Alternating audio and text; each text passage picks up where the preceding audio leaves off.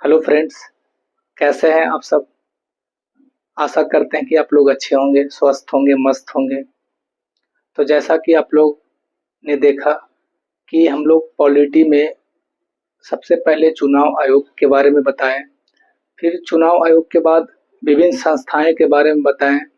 संस्थाएं पढ़ने का एक उद्देश्य ये है कि संस्थाएं के बारे में जान लेने के बाद जितने भी कमीशंस होते हैं उनके बारे में बेसिक पॉइंट्स और भी जानने का जो भी नज़रिया है वो आप लोगों को ज़्यादा समझ में आएगा। तो चुनाव आयोग पढ़ लिए, उसके बाद संस्थाएं पढ़े। संस्थाएं कितने तरह का होते हैं, तो संवैधानिक संस्थाएं, असंवैधानिक संस्थाएं और संविधानेतर संस्थाएं। संवैधानिक संस्थाएं यानी constitutional bodies, unconstitutional bodies, extra constitutional bodies. Constitutional bodies उसको बोलते हैं जिसका प्रावधान संविधान में किया गया हो, जिस अनुच्छेद संविधान के किसी भाग या अनुच्छेद में उपबंध किया गया हो, ऐसे को क्या बोलते हैं, तो कॉन्स्टिट्यूशनल बॉडी। जैसे UPSC, union public service commission, इसका कहाँ प्रावधान है, तो आर्टिकल 315। आर्टिकल 315 में यूपीएससी का प्रावधान किया गया है। आर्टिकल 324 में इलेक्शंस कमीशन ऑफ इंडिया यानी भारतीय निर्वाचन आयोग के बारे में प्रावधान किया गया है। तो हम लोग संवैधानिक संस्थाएं के बारे में जान गए थे। आज हम लोग जानेंगे असंवैधानिक संस्थाएं के बारे में। असंवैधानिक संस्थाएं का मतलब हुआ कि अनकॉन्स्टिट्यूशनल बॉडीज, वैसी संस्थाएं जो संविधान या विधि के विरुद्ध कार्य करती है। वैसी संस्थाएं जो संविधान या विधि यानी लॉ के विरुद्ध कार्य करती हो। जैसे कि मान लिया जाए नक्सलवाद। नक्सलवाद से तो आप लोग सभी परिचित होंगे, क्योंकि नक्सलवाद एक समय ऐसा था 2000 के पहले देखिए 90 यानी बोले तो 90 के दशक में नक्सलवाद पूरे देश को खोखलापन की ओर ले जा रहा था। जैसे मैं बिहार से हूँ तो बिहार की बात करता हूँ। बिहार में ज़्यादातर नक्सलिज्म की शुरुआत 90 के दशक में ही शुरुआत हुई थी। तो नक्सलिज्म होता क्या था, तो ये सरकार के विभिन्न जितने भी नीतियाँ होती थी उसके खिलाफ, मतलब यह हुआ कि एक तरह से भयावह स्थिति पैदा कर देता था जनता के बीच में, और रंगदारी, लूट, अपहरण और सरकार के जितना भी विकास कार्यों को लागू होने नहीं देता था। तो ये नक्सलिज्म होता था। तो ये क्या क्या हो गया, बोले कि जो संविधान यानी लॉ के खिलाफ कार्य करते हैं उसको क्या बोलते हैं, असंवैधानिक संस्थाएं। जैसे कि आपका हो गया आपका नक्सलिज्म, नक्सलवाद, नक्सलवादी, ये क्या हो गया आपका असंवैधानिक संस्थाएं। आतंकवादी संगठन यानी आपका जो टेरर ऑर्गेनाइजेशन हो गया, जैसे कि नाम सुने होंगे आप लोग हाफिज असईद। हाफिज सईद क्या है, आतंकवादी संगठन। लश्कर ए तैयबा, ये सब क्या है, आतंकवादी संगठन है, जो कि संविधान के दायरे में न रहकर काम करती हो, सरकार के अगेंस्ट काम करती हो, जो कि वहाँ की विधि व्यवस्था को एक तरह से बिगाड़ने में इनका एक बहुत बड़ा रोल होता है और देश में अशांति फैलाने में इनका एक अहम भूमिका होता है। तो ये क्या होता है, अनलॉफुल एक्टिविटीज में पार्टिसिपेट करते हैं, इसलिए ये लॉ के खिलाफ काम करते हैं।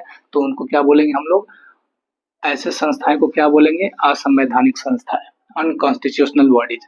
जैसे कि आपको बताए आतंकवादी संगठन, हाफिज ए सईद, लश्कर ए तैयबा, नक्सलिज्म, नक्सलवाद। अल्फा, अल्फा क्या होता है, तो United liberation of front of Assam, जो कि ये असम में था, अभी प्रतिबंधित कर दिया गया है। अभी तो बहुत ज़्यादा सुधार हो गया है, क्योंकि अभी वर्तमान सरकार के द्वारा नक्सलिज्म पर जीरो टॉलरेंस की नीति के तहत कार्य किया जा रहा है। और आपका एलटीटीई, एलटीटीई क्या होता है, liberation tigers of Tamil Eelam, liberation tigers of Tamil Eelam. ये होता क्या है, तो ये भी एक नक्सलिज्म जैसा ही संगठन था, यानी बोले अनलॉफुल एक्टिविटीज में पार्टिसिपेट रहता था। आप नाम सुने होंगे हमारे देश के पूर्व प्रधानमंत्री राजीव गांधी जी का।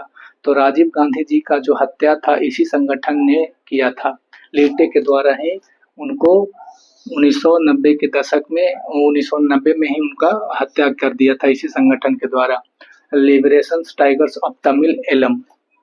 ठीक है, अब हम लोग जानेंगे सांविधिक संस्थाएं। जैसे हम बताए थे एक्स्ट्रा कॉन्स्टिट्यूशनल बॉडी, संविधानेतर संस्थाएं। संविधानेतर का मतलब ये होता है कि संविधान से इतर हट के। तो संविधान से हट के कौन सी संस्थाएं, संविधान से हट के का मतलब हुआ कि संविधान में उसके बारे में प्रावधान नहीं किया गया है, जिसका जिसका संविधान में प्रावधान नहीं किया गया, मतलब जहाँ पे संविधान मौन है उसको लागू करने का काम किसका होता है, उसका काम होता है कानूनी अधिकार होना चाहिए उसके लिए। तो कानूनी अधिकार कहाँ से आएगा? संसद के द्वारा। पार्लियामेंट किस लिए है? पार्लियामेंट इसीलिए तो है जो संविधान में नहीं दिया गया हो, मतलब खुल के नहीं बताया गया संविधान के बारे में, केवल चर्चा किया गया हो, तो उसको मूर्त रूप देना किसका काम है? पार्लियामेंट का काम है। पार्लियामेंट उसका मूर्त रूप का मतलब क्या हुआ? लीगल राइट्स देना। जैसे कि आपका सांविधिक संस्था है, सांविधिक संस्था यानी स्टेचुअरी बॉडी क्या होती है? तो ऐसी संस्थाएं जिसका निर्माण संसद के अधिनियमों के द्वारा जिसका निर्माण किया जाता है उसको क्या बोलते हैं? सांविधिक संस्थाएं, स्टेचुअरी बॉडी। जैसे आप लोग नाम सुने होंगे सूचना आयोग यानी इंफॉर्मेशन कमीशन, राष्ट्रीय सूचना आयोग, नेशनल इंफॉर्मेशन कमीशन, ठीक है। तो सूचना आयोग एक अधिनियम के द्वारा बनाया गया है। वो अधिनियम क्या है? तो राइट टू इन्फॉर्मेशन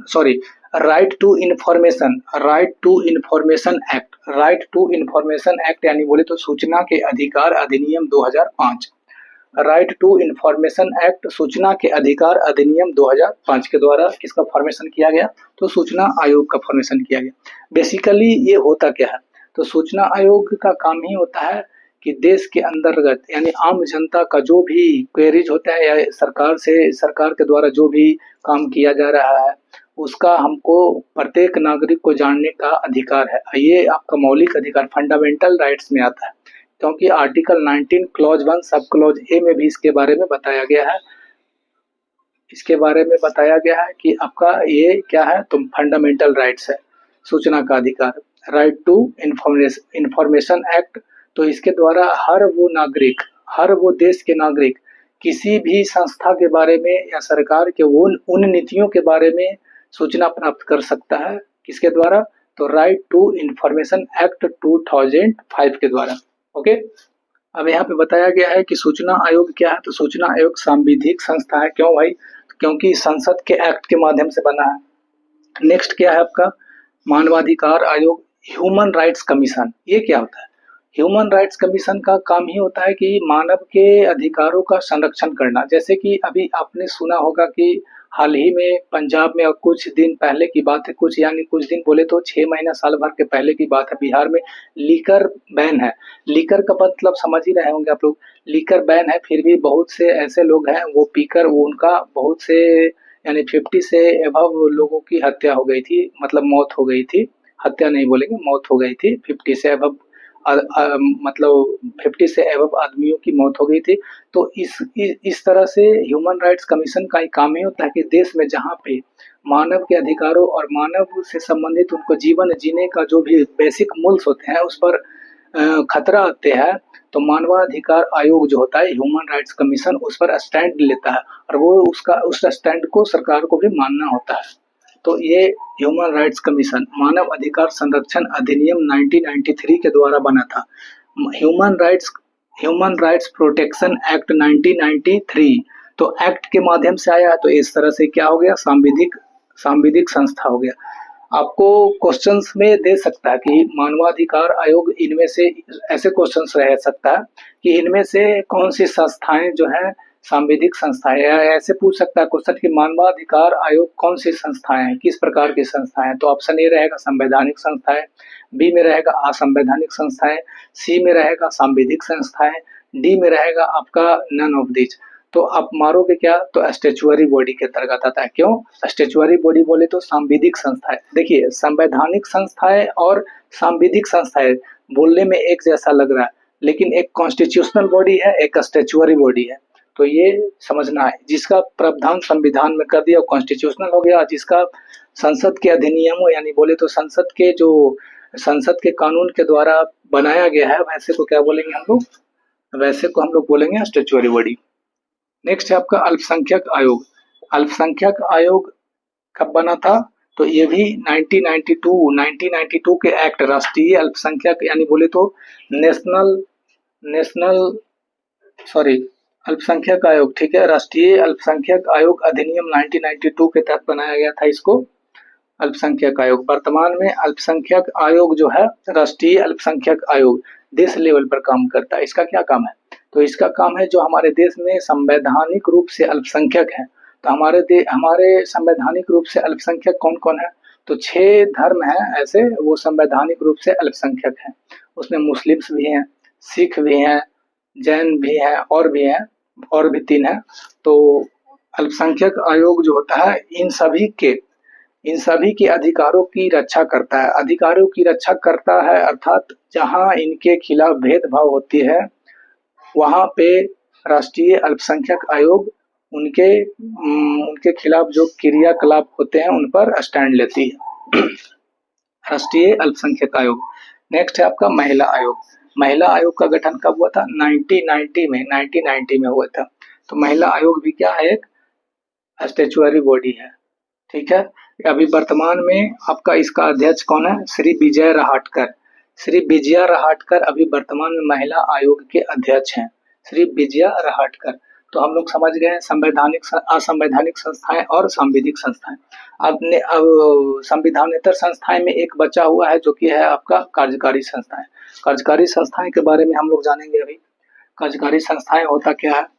तो कार्यकारी संस्थाएं वैसी संस्थाएं होते हैं जो सरकार के आदेश के द्वारा बना हो। सरकार के आदेश के द्वारा बना हो ऐसी संस्थाएं को क्या बोलते हैं? कार्यकारी संस्थाएं। सरकार के आदेश के द्वारा जो बना गया संस्थाएं अनुदेशात्मक उसको होता है। अनुदेशात्मक का मतलब हुआ कि सरकार आदेश के द्वारा यानी बोले तो अपने कैबिनेट के प्रस्ताव के द्वारा जिसका गठन किया जाता है उसको बोलते हैं कार्यकारी संस्थाएं। जैसे कि आप नाम सुने होंगे नीति आयोग। नीति आयोग, नीति आयोग की स्थापना 1 जनवरी 2015 को हुई थी। 1 जनवरी 2015 को कैबिनेट के एक प्रस्ताव के द्वारा 1 जनवरी 2015 को नीति आयोग का स्थापना हुआ था। नीति आयोग बेसिकली होता क्या है? तो नीति आयोग भी एक बहुसदस्यीय निकाय है। बहुसदस्यीय निकाय है और ये सरकार के थिंक टैंक के रूप में कार्य करता है। थिंक टैंक का मतलब यह हुआ कि जो गवर्नमेंट है उस गवर्नमेंट का जो कोऑपरेटिव फेडरलिज्म का मतलब वो सहकारी संघवाद। सहकारी संघवाद को एक नवीनतम रूप देने में इसका एक अहम रोल होता है नीति आयोग का। नीति आयोग बेसिकली क्या करता है? तो बेसिकली गवर्नमेंट से जुड़े जितने भी इश्यूज होते हैं या नीति बनाता है जो कि विकास में उसका योगदान होता है। नीति आयोग के द्वारा जो नीति बनाया जाता है वो गवर्नमेंट्स उसको लागू करता है। जैसे कि हम लोग नाम सुनते हैं एसडीजी गोल इंडेक्स। एसडीजी इंडेक्स क्या होता है? तो सस्टेनेबल डेवलपमेंट इंडेक्स। ये सिंपल होता क्या तो थोड़ा सा समझ जाइए। सस्टेनेबल डेवलपमेंट गोल इंडेक्स क्या होता है? तो बेसिकली ये भारत सरकार के द्वारा यानी बोले तो नीति आयोग के द्वारा जारी किया जाता है। ये सभी राज्यों को देखा जाता है कि जो अभी वर्तमान में जितने भी राज्य और केंद्र शासित प्रदेश हैं ये सभी किस तरह से विकास कर रहे हैं। एक तरह से देखिए तो कॉम्पिटिटिव फेडरलिज्म का एक उदाहरण है। कॉम्पिटिटिव फेडरलिज्म यानी बोले तो एक दूसरे से प्रतिस्पर्धी, जैसे जिस राज्य के बारे में जिसका विकास दर ज्यादा होगा वो एसडीजी गोल इंडेक्स में ऊपर होगा। जिसका विकास का जो गति होगा, सिंपल समझिए, विकास का गति जिस राज्य के द्वारा अपने राज्यों को विकास के द्वारा जिस सरकार के द्वारा अपने राज्य के विकास के लिए मतलब तेज गति से यानी रफ्तार से विकास करता है उसको क्या बोलेंगे हम लोग? उसको हम लोग बोलेंगे हम लोग सिंपल उसको किस में रखेंगे? एसडीजी इंडेक्स के अंतर्गत रखेंगे। वर्तमान में सस्टेनेबल डेवलपमेंट गोल इंडेक्स में अभी हाल ही में जारी रिपोर्ट के अनुसार ओडिशा, छत्तीसगढ़ और भी जैसे राज्य हैं ये सब विकास के दर में आगे आ रहे हैं।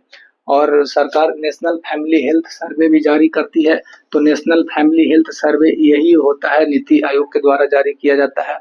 इसके अंतर्गत अभी वर्तमान में ओडिशा नंबर 1 पे है, ठीक है। तो नीति आयोग का स्थापना हम लोग देख लिए 1 जनवरी 2015 को हुआ था एक आदेशात्मक कार्रवाई के द्वारा। किसके द्वारा? तो गवर्नमेंट भारत सरकार के एक कैबिनेट के प्रस्ताव के द्वारा 1 जनवरी 2015 को इसका स्थापना हुआ था। देखिए नीति आयोग जो होता है ये आपका बॉटम टू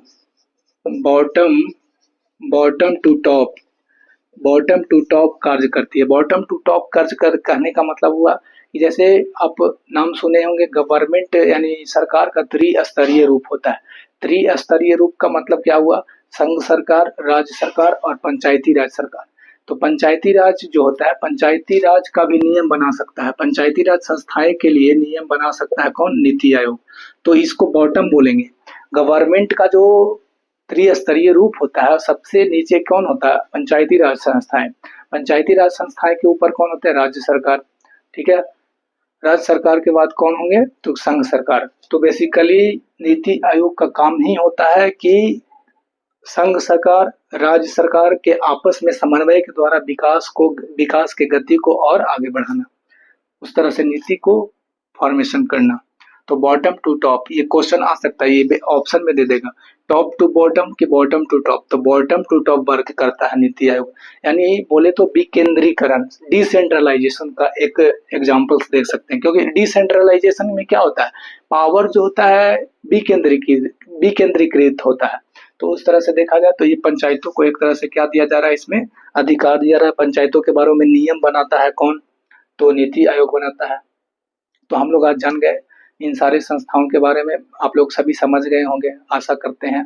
तो आप लोग जैसा कमेंट्स करेंगे अभी और इस पर हम लोग वीडियो बनाएंगे। जैसे कि कुछ कुछ संवैधानिक संस्थाएं में बहुत इम्पोर्टेंट संस्थाएं थी, जैसे कि आप लोग नाम सुने होंगे, राष्ट्रीय अनुसूचित जाति जनजाति आयोग, राष्ट्रीय पिछड़ा आयोग। ये सब अभी इसके बारे में जानना जरूरी है, क्योंकि ये भी अधिनियम के द्वारा ही बना था, लेकिन ये संविधान के कुछ अनुच्छेद के अंतर्गत समाहित कर दिया गया। तो उसको हम लोग किसमें रखेंगे? संवैधानिक संस्थाएं में ही रखेंगे। तो उसके बारे में हम लोग नेक्स्ट वीडियो में जरूर वीडियो एक बनाएंगे। तो जो बचा हुआ है उसके बारे में हम लोग क्लियर करेंगे आप लोग के डाउट्स को। तो आप लोग जो भी कमेंट्स होगा जरूर दीजिएगा, और जो भी इसमें आप लोग को जो नहीं समझ में आया उसके बारे में जरूर लिखिएगा। आशा करते हैं कि आप लोग समझ भी गए होंगे। तो धन्यवाद।